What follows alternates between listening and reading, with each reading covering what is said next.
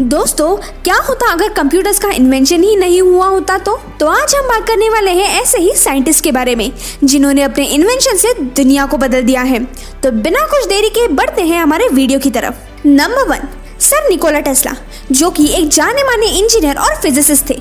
एक ऐसे साइंटिस्ट जिनके कई इन्वेंशन आज अगर एग्जिस्ट करते तो शायद ये दुनिया और भी ज्यादा एडवांस होती। निकोला टेस्ला पहले ऐसे साइंटिस्ट थे जिन्होंने ऑल्टरनेट करंट मोटर का इन्वेंशन किया था और आज वही ऑल्टरनेटिंग करंट हमारी दुनिया को रोशन करता है। निकोला टेस्ला की वजह से आज हमें कई बड़े बड़े इन्वेंशंस मिले हैं, जैसे कि एक्सरेज, रिमोट कंट्रोल। रेडियो का इन्वेंशन हालांकि मार्कोनी के नाम से फेमस है, पर इसका एक्चुअल इन्वेंशन निकोला टेस्ला ने ही किया था। लेकिन सुप्रीम कोर्ट ने मार्कोनी का पेटेंट चेंज करवा दिया क्योंकि निकोला टेस्ला मार्कोनी के रेडियो पेटेंट के कई साल पहले ही रेडियो का इस्तेमाल कर रहे थे। वैसे ही इलेक्ट्रिक बल्ब, जो कि हम सबको पता है कि थॉमस एडिसन ने इन्वेंट किया था, लेकिन बहुत कम लोगों को पता है कि इलेक्ट्रिक बल्ब का इन्वेंशन निकोला टेस्ला ने उनसे पहले ही किया था और एडिसन ने उनका ये रिसर्च चुराया था। निकोला टेस्ला की सोच काफी फ्यूचरिस्टिक थी। जब किसी को इंटरनेट का आइडिया भी नहीं था, तब निकोला टेस्ला ने वाईफाई, आईओटी, स्मार्टफोन जैसी चीजों को प्रेडिक्ट किया था। निकोला टेस्ला ने अपने आखिरी दिनों में कुछ ऐसा रिसर्च भी किया था जिसके चलते वो सारी दुनिया को फ्री इलेक्ट्रिसिटी प्रोवाइड करने वाले थे। लेकिन कुछ बिजनेसमैन की वजह से वो अपनी रिसर्च प्रैक्टिकली इम्प्लीमेंट नहीं कर पाए। उनकी ये खासियत थी कि वो कभी भी अपने इन्वेंशंस के लिए ब्लूप्रिंट्स या फिर मैकेनिकल ड्राइंग्स यूज नहीं करते थे। वो अपने डिजाइन अपने दिमाग में ही बना लेते थे और उसी की वजह से आज उनके कई इन्वेंशंस के प्रूफ मौजूद नहीं है। नंबर 2, सर आइजैक न्यूटन, जो कि इतिहास के सबसे इन्फ्लुएंशियल साइंटिस्ट में से एक है। फिजिक्स, मैथमेटिक्स, एस्ट्रोनॉमी और केमिस्ट्री फील्ड के बड़े कंट्रीब्यूशन से सर आइजैक न्यूटन ने एक बहुत बड़ा साइंटिफिक रिवॉल्यूशन लाया है।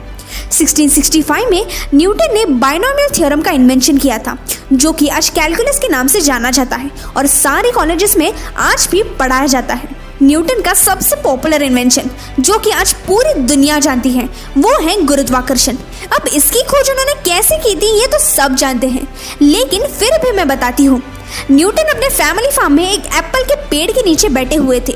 उस वक्त पेड़ से उनके सिर पर एक एप्पल गिरा और उनके दिमाग में ये सवाल आया कि वो एप्पल नीचे की तरफ ही क्यों गिरा, और यही सोचते हुए उन्होंने एक नए विज्ञान का खोज किया। कुछ सालों के रिसर्च के बाद न्यूटन ने ये बताया कि पृथ्वी में ग्रेविटी नाम की एक शक्ति है जो कि सारी चीजों को अपनी ओर खींचती है और ग्रेविटी की वजह से ही सारे प्लैनेट सूर्य के गोल गोल चक्कर लगाते हैं।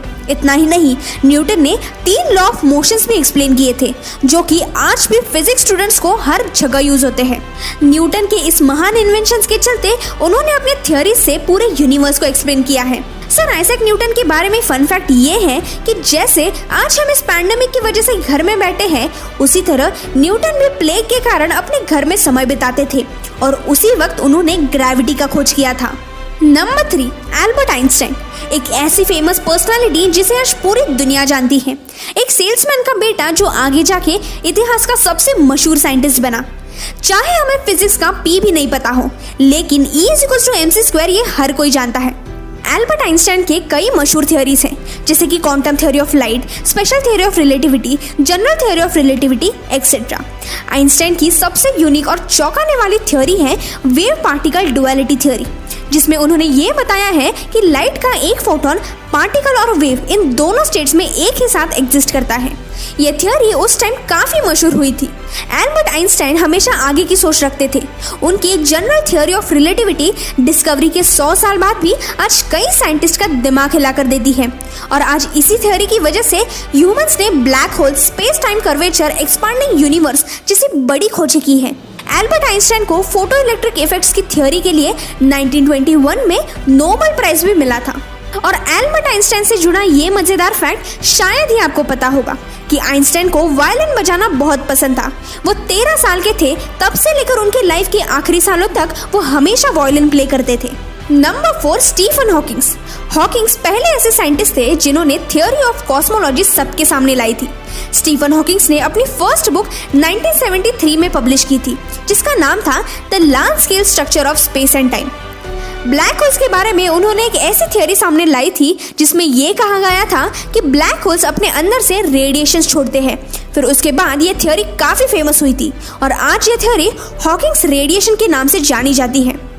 स्टीफन हॉकिंग्स को एक बीमारी थी जिसका नाम था एमियोट्रोफिक लैटरल स्क्लेरोसिस। उन्हें ये बीमारी 21 साल की यंग एज में ही हुई थी और डॉक्टर्स ने कहा था कि ये सिर्फ 4 साल जिएंगे, पर उन्होंने इस बीमारी को एक फाइटर की तरह फेस किया और वो भी अगले 55 साल तक।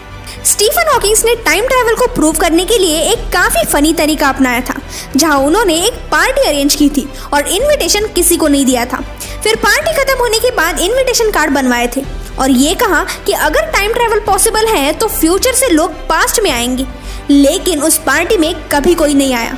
अगर आप टाइम ट्रैवल में बिलीव करते हो तो कमेंट्स में जरूर बताना कि टाइम ट्रैवल पॉसिबल है या नहीं। नंबर 5, चार्ल्स बैबेज, एक फेमस इंग्लिश मैथमेटिशियन, फिलोसोफर और इन्वेंटर। चार्ल्स बैबेज को फादर ऑफ कंप्यूटर भी कहा जाता है। चार्ल्स बैबेज के कई इन्वेंशंस हैं जिसमें डिफरेंस इंजन और एनालिटिकल इंजन शामिल है। डिफरेंस इंजन एक ऐसा डिवाइस था जिसे चार्ल्स बैबेज ने ऑटोमेटिक मैकेनिकल कैलकुलेशंस के लिए बनाया था। ट्रेन्स के आगे लगने वाली एक कोन शेप्ड ऑब्जेक्ट तो हम सभी ने देखी है, इसका इन्वेंशन भी चार्ल्स बैबेज ने ही किया था। And last but not the least, जिसके लिए वो पूरी दुनिया में मशहूर है, वो है कंप्यूटर का इन्वेंशन। चार्ल्स बैबेज ने दुनिया का सबसे पहला कंप्यूटर बनाया था और आज के मॉडर्न डेज में कंप्यूटर्स के आइडियाज हमें बैक इन हिस्ट्री में बने एनालिटिकल इंजन में भी देखने मिलते हैं। चार्ल्स बैबेज के बारे में फन फैक्ट ये है कि चार्ल्स बैबेज एक मैथमेटिशियन होने के साथ साथ एक पैरानॉर्मल इन्वेस्टिगेशन ग्रुप के भी मेंबर थे। Number 6, Louis Pasteur. Louis Pasteur one of the brilliant scientist में से एक माने जाते हैं। लुइस पास्चर ने अपने कई इन्वेंशंस के थ्रू लाखों लोगों की जान बचाई है। उनके कामों की वजह से आज माइक्रोबायोलॉजी फील्ड को काफी बूस्ट मिला है। लुइस पास्चर अपने पास्चराइजेशन की स्टडी के लिए बहुत जाने जाते हैं।